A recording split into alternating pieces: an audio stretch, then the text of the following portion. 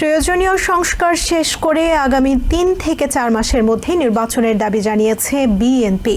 সোমবার ঢাকার গুলশানে দলের চেয়ারপারসনের কার্যালয়ে আয়োজিত সংবাদ সম্মেলনে এই দাবি জানানো হয়।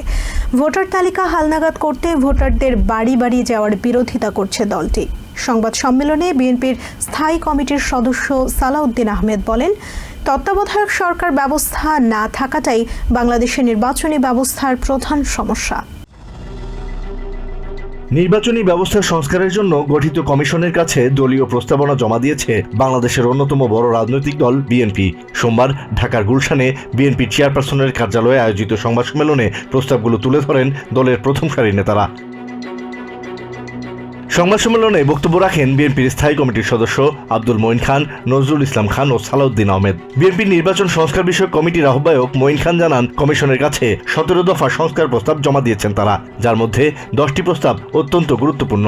ডক্টর মঈন খান বলেন, একটি সঠিক ভোটার তালিকা প্রণয়নের পক্ষে তারা, তবে এর জন্য বাড়ি বাড়ি যাওয়ার প্রয়োজন আছে বলে মনে করে না বিএনপি। প্রযুক্তির সহযোগিতা নিয়ে বাড়ি বাড়ি না গিয়েই ভোটার তালিকা হালনাগাদ করা সম্ভব বলে অভিমত দেন বিএনপি নেতারা। এ সময় নজরুল ইসলাম খান বলেন, তাদের দেওয়া প্রস্তাবগুলো অনুসরণ করা হলে দ্রুত সংস্কার শেষে জাতীয় নির্বাচন অনুষ্ঠান সম্ভব হবে। বিএনপির স্থায়ী কমিটির আরেক সদস্য সালাউদ্দিন আহমেদ বলেন, তারা যেসব সংস্কার প্রস্তাব দিয়েছেন সেগুলোর অধিকাংশই আইনি সংস্কার বিষয়ক, তাই এসব প্রস্তাব বাস্তবায়ন করতে খুব বেশি সময় লাগবে না। নজরুল ইসলাম খান জানান, যাদের হাতে অতীতে ভুয়া নির্বাচন অনুষ্ঠিত হয়েছে তাদের ব্যাপারে তদন্ত করে ব্যবস্থা নেওয়ার কথাও বলেছেন তারা। এ সময় সালাউদ্দিন আহমেদ মন্তব্য করেন, তত্ত্বাবধায়ক সরকার ব্যবস্থা পুনর্বহাল হলেই নির্বাচন অনেকটাই সুষ্ঠু হবে। বিএনপি নেতারা বলেন, দেশের অনেক তরুণ ভোটার একবারও ভোট দেওয়ার সুযোগ পাননি, তাই তাদের ভোটের অধিকার ফিরিয়ে দিতে দেরি করা উচিত হবে না। Asad real, TVN 24 news desk.